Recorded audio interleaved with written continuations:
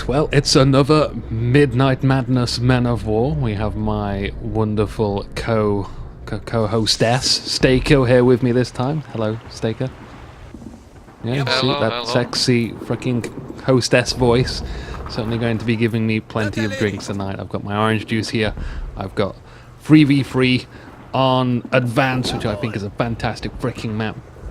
Just quick introduction of these players. I'm going to do it the lazy way as well. I've been doing this a lot. I'm just pressing tab now. I don't know why. But we have Evil Sausage.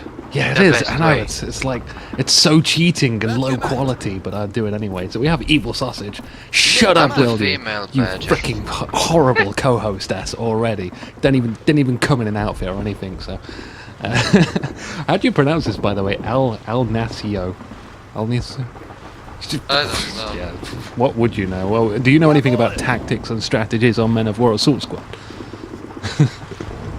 Do I know any Are you familiar with the Assault Squad into 2-2-3 straight away combination? That's probably Infernum. He does this bullshit all of the time, and then actually forget to LL it. He's actually using the 2-2-3 to full effectiveness by destroying a load of trees which were in the way and then fences. After doing a donut, he's going to the front line and supported by lots of infantry as well. So it's looking pretty nice from the Germans. Not, I've got to see some MGs out here trailing behind, perhaps, but I actually can't see any. So what's happening on your end then for the opening? People are placing sandbags, putting machine gunners in the windows. Some are actually stuck. Great play from all sides. Oh, we got a swimming soldier. Yeah, this 2-3, as I mentioned, not doing anything useful. He's not even routing infantry. You know, great. Bishop, you can continue. The 2-2-3 is on a roll right now, just driving straight through. He got angry at me, you see? Oh, I'm loving this church building, by the way. I've not actually seen too much of this church building. Every time I've seen this map played, usually the side that I'm on now is quite heavily pushed, and the 2-2-3 is just doing excellent, destroying a load of infantry. Taken out by an 80 grenade, however.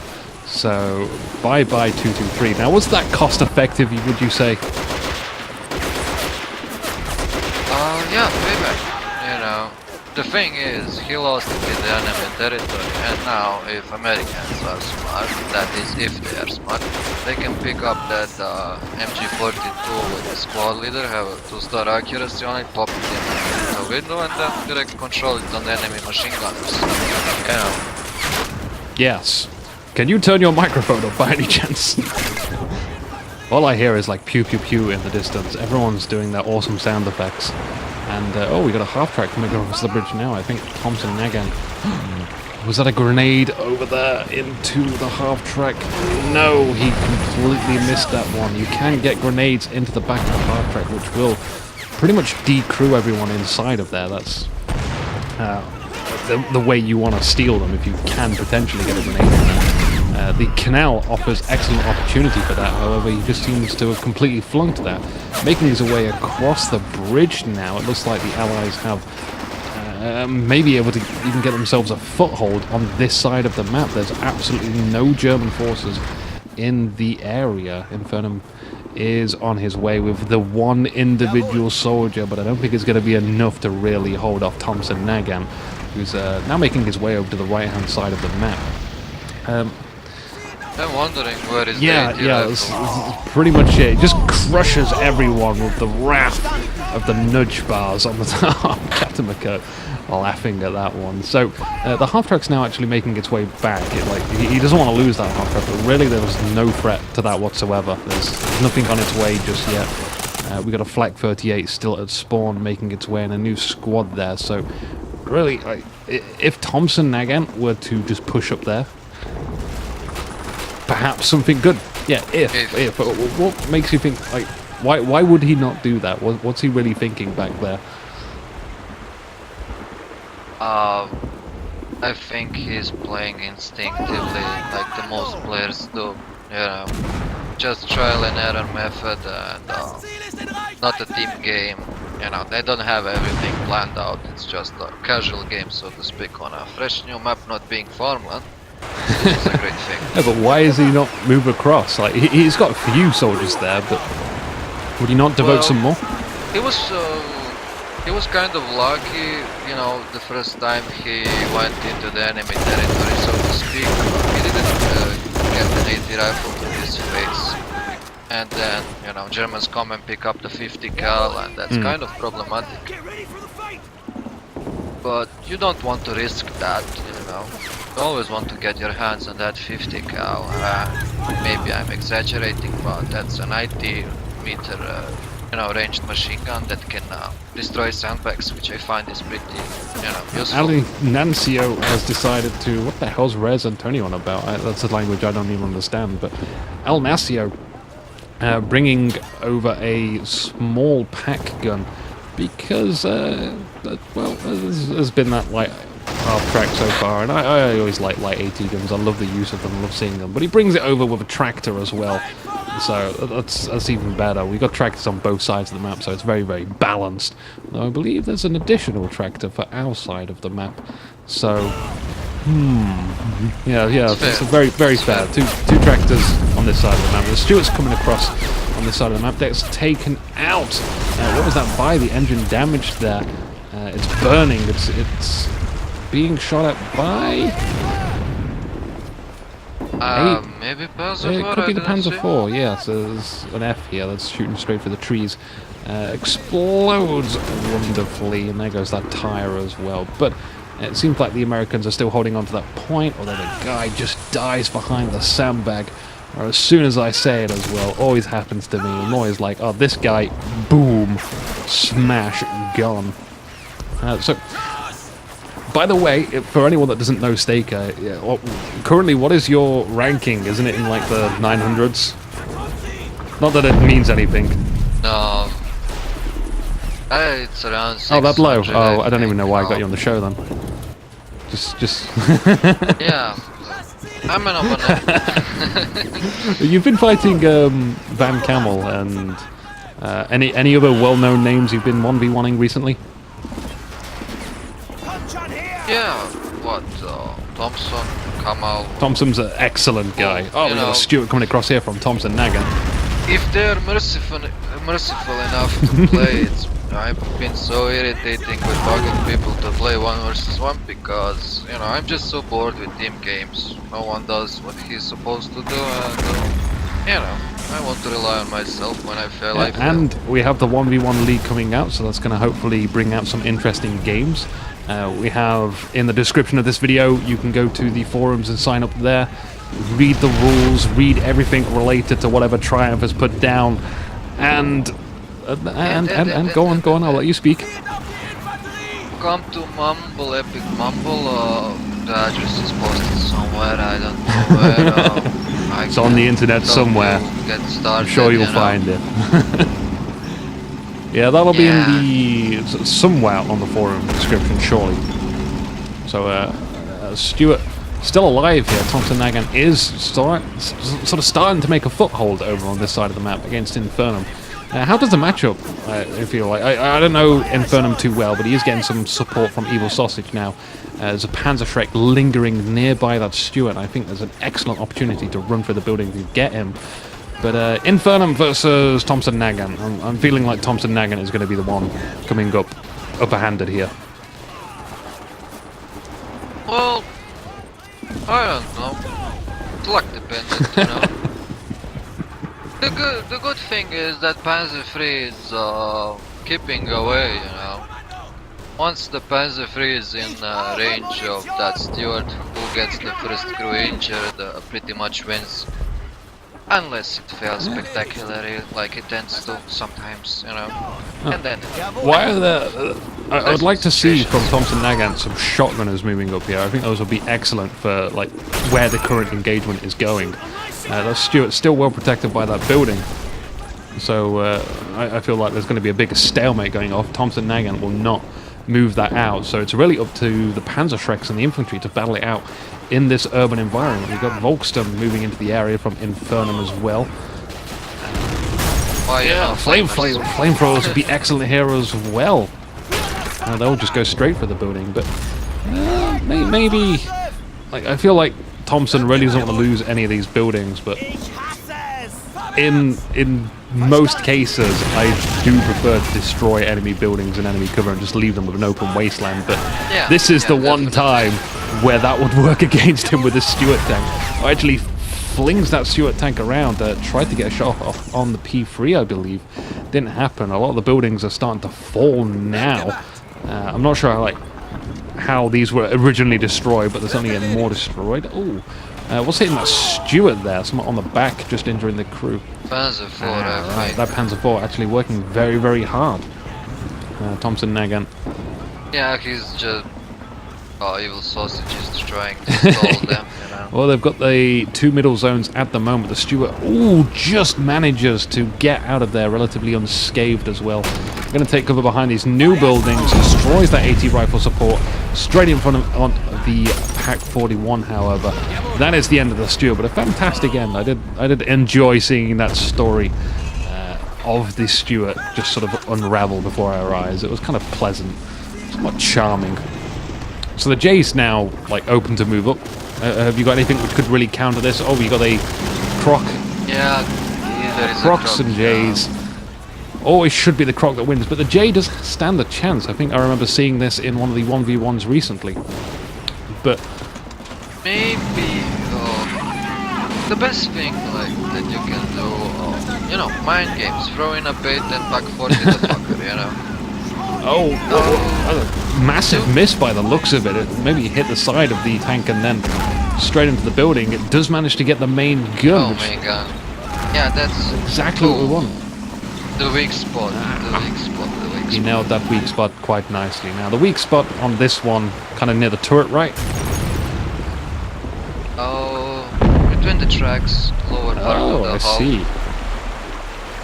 That's a weak spot for Sherman. Generally, you want to cover that area. And, Sherman is pretty decent even versus the Panzer IV. Oh, I've never had good encounters of Sherman versus a H. I've always seen the H win. I don't think I've ever seen a Sherman win. Maybe you are not that patient. Yeah. I'm very patient. Look at my 1500 manpower. I've managed to not panic buy at all. Yeah.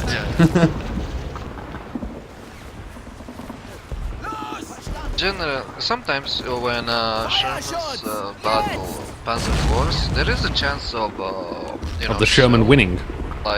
Deflecting of the main gun or something on a Panzer IV and hitting the top one and killing it. That was beautiful. I'm sorry, you may have missed that. Bang. Don't worry, you'll catch that on InukiTV later. But that was a wonderful bazooka shot onto that 222. But with the Sherman, if I'm going to buy a regular Sherman, an M4A3 Sherman. Right. Yeah. How would you actually tell me to go about taking out a H? Because straight up 1v1, it just does not happen. I'd buy a bazooka and flash. You would just use cheats and hacks and exploits to the fullest extent of Men of War Assault Squad's capabilities and blow it up from the opposite side of the map. However, unfortunately, I am human. I am not an abnormal. I have no godly powers. So. No, you're not human if you're not doing that. Yeah, I don't have those capabilities. That was a freaking awesome game. If anyone's not seen that, by the way, do you remember the number of the cast or the game, the title of it, the one where you do far shoot? I didn't watch them. You hate me, okay, right? Well, no, man. I mean, it was a 1v1 map on Farmland, I believe, right? And when you play Kamal, it's always shotgunners behind every Oh, you should play him as, against Russia or something.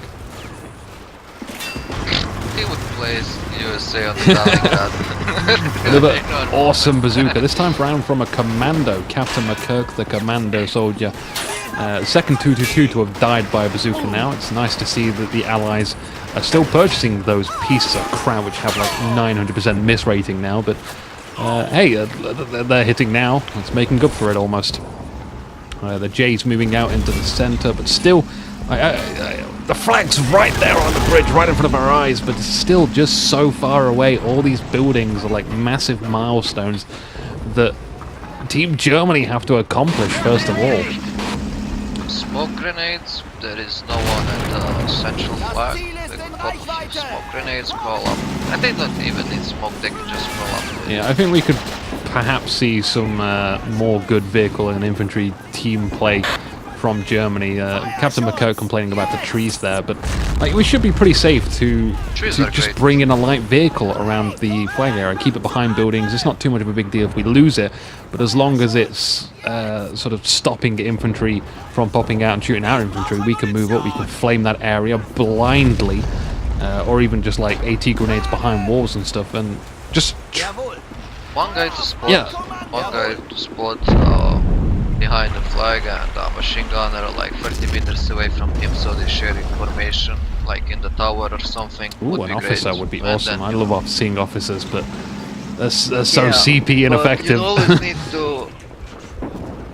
Yeah, it is, but sometimes, you know, on tight maps you can invest CP wise into an officer. Always a good one of in a big team. I do like that. And also, what I like to do, especially as Russia, the F1 being taken out by a slugger there, nicely done. Is that croc being repaired, by the way? Oh, it looks mighty fine condition now, but perhaps Infernum would do well to actually focus that down. Oh, big infantry battles are back on the bridge. It seems like Infernum has made himself back over to his side of the map now. He's got control over his area, but lots of fortified positions. I see machine gunners all over the place from Thompson Nagant. In that building just needs to go. That needs an entire remake, and we do have the tools to do that. We could use the J to just fire some HE shells over there and blow up that wall. What else we got in our arsenal of weapons? We got a Pak 40 as well that could do a similar job. Perhaps a better job than the J as well, but it's just a matter of positioning it, and perhaps he wants to use it to some stealth advantage. He doesn't want to reveal it too soon. So going back to what we were saying earlier with the officers, like it's an officer for the entire team, and if you are Russia and you get like the snipers out, oh what a kick-ass run from the 223 there, I completely missed.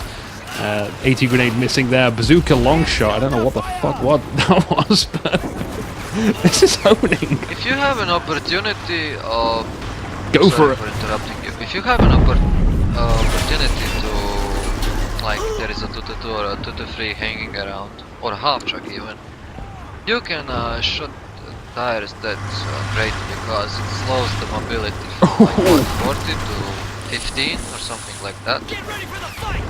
That's that great bug. Yeah, the 222 just taking a hit from the slugger there. The second one missing, but no, just main gun. Yeah, the driver's having some difficulties. I think he lost his arm in that shot. Titanium steel. But God damn it, I want to talk about my officer story. No one's freaking letting me. With the like Russian snipers, you get a car and you can drive him around in that car. You get a Willys Jeep as well or something. You just drive him around the entire map spotting and stuff. It's like really micro intensive though. I'm not sure if it's entirely worth it, but we do get a rocket hitting the Stu-42. Damages only the track and some of the crew inside, but they're replaceable. Extremely expendable, the crew members are. It's behind... Guess. It's behind a... wow, you know all of the Stu-42's tactics, every single one of them. So, how do you feel about the Stu-42s and the howitzer attacks at the moment? Let's just get this out there. There are ways to counter them. As I mentioned, heavy artillery, and everybody's like, yeah, you're talking blah blah blah. It's a fluke shot, you know. Believe me, if something is bombarding you for 10 minutes, you can consider yourself lucky if you survive. That's the first thing. Secondly, yeah, they're stupid. Because, well, simply by the fact, you know, they make the game stupid, dumb game design, you know. You don't see Churchills, you don't see this, you don't see that. Why? Because Stu just they just kill it. Anti-medium tank just hitting it on the turret with a Stu-42 is enough to take it out, right? Yeah. yes, that's the sad story. I do. You know. It is really disappointing to see this Churchill, which they can take like radio op barrages, and that's why you place them on flags, and then you can cap the flag. No, really. But and then like a Stu-42, it just feels like this weird difference in power. On this bridge. Yeah, on this bridge, a Churchill would be great. Put the Churchill in. Stuff it horizontally and block them off. Frontally, you know. Frontally. And then if it gets blocked even better, it's free, you know. It frees up the CP. There's a lot exploding on your side of the map, by the way. We do have a heavy artillery gun out here. It is a Hummel. Self-propelled howitzer. It's not propelling itself though, it doesn't have helicopter powers. A veteran sniper just died. Which side of the map for you? Which side of the map was the veteran sniper? Your side. Really? Wow. My deduction skills are great, aren't they? Oh dear. Don't troll me, man. I'm having issues with the English anyway. You sound extremely Russian, by the way. Not my main. Are you Russian? Thank you. No. Is that like Russia? Did you see the meteorite? And by that I mean like the bazooka. That was a comparison, but yeah, I actually. Yeah, someone far shot. That meteorite. Yeah. Like I know that loads of people got injured, but what a hell of a sight! It looked like something out of a movie, but decently. You should see the Russian road rage. I have seen that, and it's strange. Like I understand why they have like so many dash cams now. Well, we got a bit of a rave going on with this truck. You won't understand that at all. But, oh, the J. What? You know the J. It's actually ran out of fuel. We're having to refuel it now. Holy crap! More stuff exploding. Really? Which one was this? I'm not too sure what that tank was, but that's the interesting thing about that tank is definitely not alive anymore. We got a Puma gearing up on the right hand side. I think he wants to also be an awful driver. Infernum Cactus doesn't quite realize he can't go through the building just yet, revealing his location to the enemies. Surely you can see this Puma on your screen. It's still being a grade A retard at the moment. This poor Puma. I think he's got his camera like hovering over all of these tanks he wants to flank. Turret damage on the Croc. That's the Croc from earlier, managing to reverse out of there. At least we can save that. Yeah, Puma in the return mode, eh? What? Puma? Puma. Yeah, that's the Puma. Mode. It really? Can't pass through that building. It keeps trying to. It did take out that M20 though, so at least it's done something useful. Machine gunner falling out of that house there as well. And it seems like we are able to recapture the middle. So Germany doing pretty damn well at the moment. Like they've got 58 points to 20 out of 100. They have a heavy machine gun. Stu-42 taking out like a whole squad of assaults there. Damn it. It's even better when it takes those guys were good soldiers. Keyword was. Not really soldiers anymore. Puma is making its embarkment over on your side of the map now, and there's plenty of bazookas over your side of the map. I don't know why this attempts to do that. It almost. Because bazooka can. Oh, you have a machine gunner or a sniper inside this tower. An officer, in fact. Kick ass. What can your officer see, by the way? It's like 180 meters. The range on the officer, right? Yeah. You can point him at the sky and see things behind buildings if you wish. There's absolutely no sort of decent height advantage on our side of the map. Like no building like that we can use. So perhaps maybe if they can identify that officer is there, they could just easily target him with the Nebel or the Panzerwerfer that we got now. It's a tank crew killing the officer almost. Pulled out. Is that the gun? Oh my god. I'm still confused as where this Nebel is at the moment, but. Oh yeah, they got the officer. Who actually managed to kill it? The Infernum Cactus. The traitor Tom Hanks. Damn. Oh, machine gun back in the center again. just holding on to that point. Just the left-hand point now that needs to go for the Americans. As soon as they lose that, it's a free cap in the center. But I'm wondering what like the Germans really want to do after this. Do they want to like reinforce their defenses, carry on pushing upwards? What do you feel like the manpower situation is on both teams right now? Like I have a very difficult time keeping track of manpower on all players, but I feel like you're a much higher caliber player. Like you might have a better assessment of the situation than I do. So just go with your good instinct. Like, you know, it doesn't matter if you're wrong. We'll believe you. Well, the thing is, like, I think most of them are playing on payback right now. Maybe some of them are, having a few pennies right now, but most of them have a decent amount of manpower. See that heavy MG, that pretty little thing. Ooh, the truck gets exploded. That keeps the banking, you know, helps the bank. Oh, I found the Nebel now. Hooray. But it's all too late. I would have loved to have seen that officer die in the Nebel fire. 222's chasing down a Calliope. Now, the Calliope surprisingly has a main cannon, but it's not using it. The M8 to save the day, and you've got a free 222. You have acquired yourself a 222. Oh, no, we're just going to blow that up. Was that a good choice or a bad choice? Bad choice. Yeah. Usually, when you get hull pierced, no, really. When you get hull pierced or something on a vehicle, you empty it out. For example, a half track early on, especially in the 1 versus 1. You want to steal it and put it. So why the hell did he blow it up then? I don't want to say it. Make a conclusion. He's a bad person. We have 2 machine guns now, heavy machine guns sat in the center for the German team, and that is just asking to be hit by the Calliope. Panther. You reckon a Panther? We got another Puma coming out here. We got a J still alive, and a few trucks which have kicked the bucket already. There's that Panther, the last tank that I see on the map. Speaking of which, we got Call to Arms coming out. Are you looking forward to that? Yeah. Nope. Okay, well, moving swiftly on, one of the features I would like to see is hopefully the map sort of turned around and like we have icons for light, medium, heavy, and super heavy tanks or special units. You reckon that's a good idea? Like a different icon for emplacements as well. You reckon that would help clear the map up?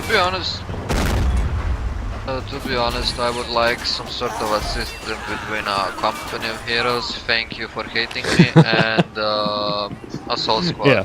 No, really, but maybe without base buildings, because I really hate base buildings, you know.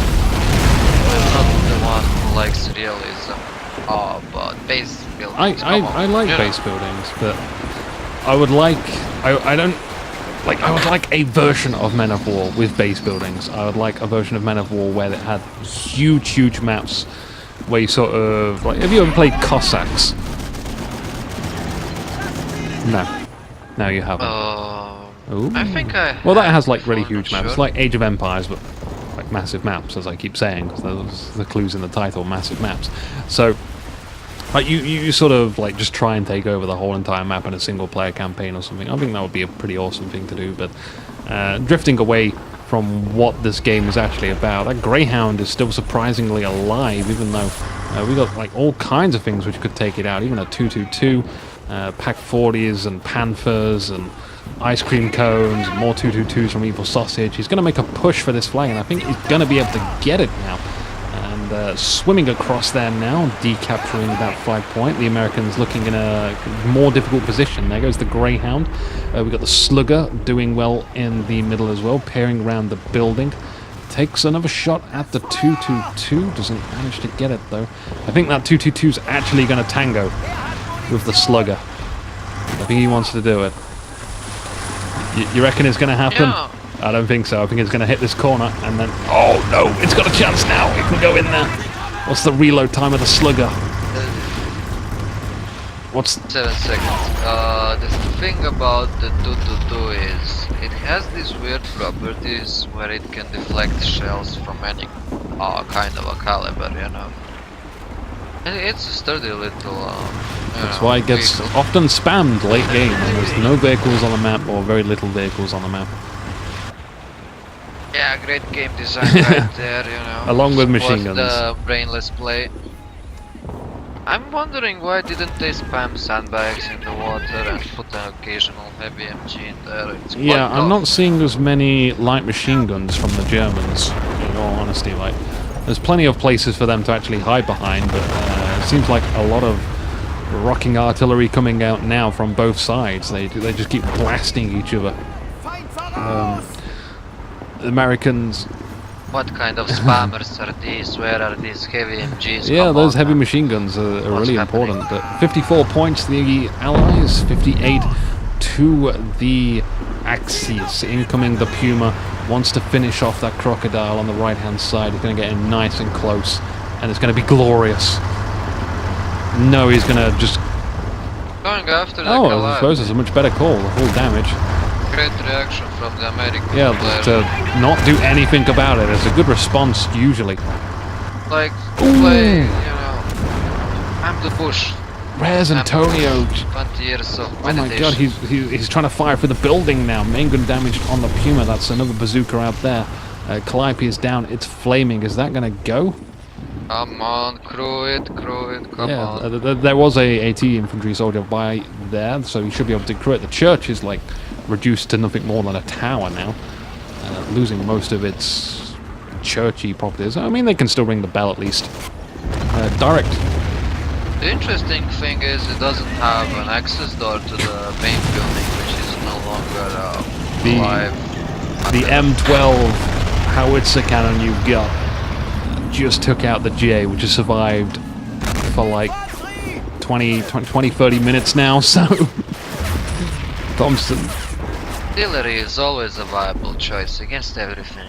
We've got Thompson, looks like he's trying to fire at the Panther now from around all the buildings. I think it's a bit too much walls to penetrate through to actually hit this Panther, but Panther's looking safe and sound.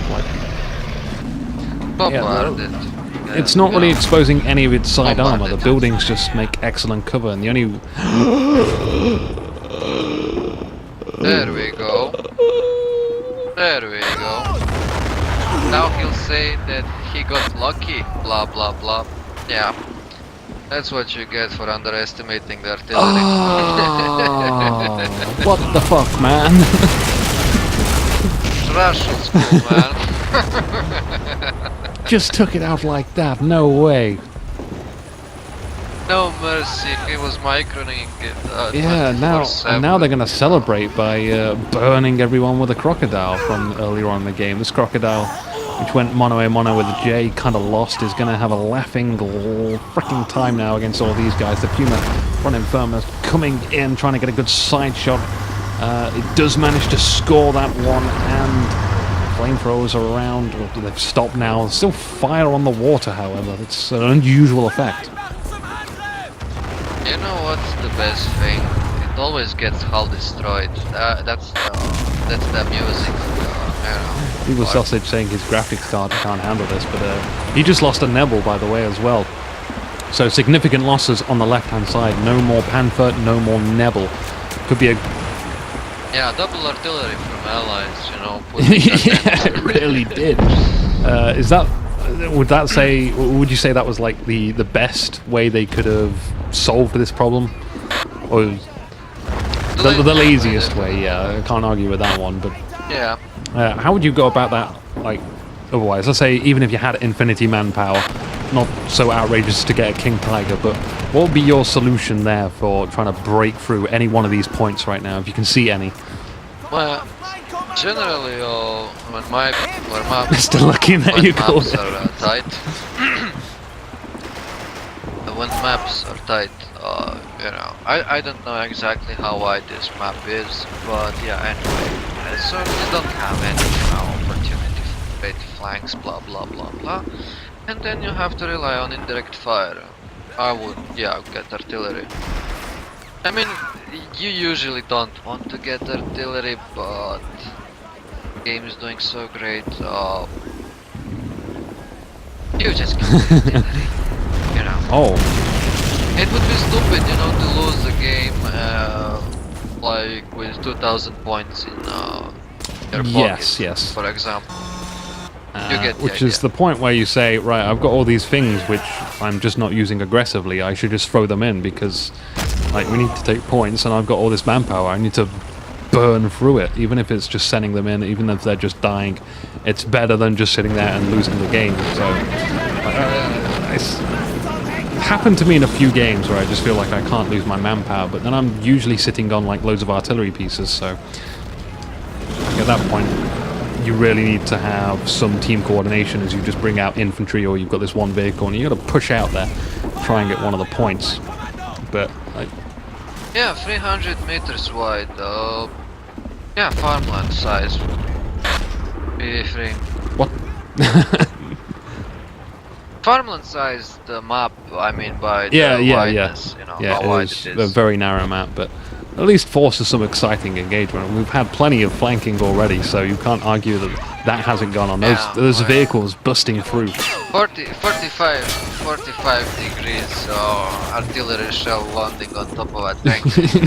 Great flanking. Not that moment, the moments before that. There's that Puma, which was stolen by Thompson. So we'll see what he makes out of that one. We've still got a Pack 40 guarding this right-hand side, and the Stu 42 could be bombed as well. They make use of the Allied artillery and focus that target down, if they so shift it over to that side of the map, which I do believe that players tend not to. Although if he's got his artillery positioned in the middle, like, where exactly is that artillery? Oh, one is behind, like center, in the woods, and one is on your left behind, very behind. Well, we had a radio op brought out by the Allies, but alright, I can sort of see where the artillery would be. So perhaps they should be able to hit that Stu from there. They just need some sight on it. Evil Sausage crashing here might be a forfeit. Lots of smoke down on the map as well where that artillery from the radio op landed. I'm not sure, like a radio op is a sound bet to bring out with all the artillery on the field. Like, Radio up. I just feel it's very dangerous. Evil Sausage. You conceding bastard. Alright, well that's the game, guys. Night night. Yeah, Bye, Inuki. Night.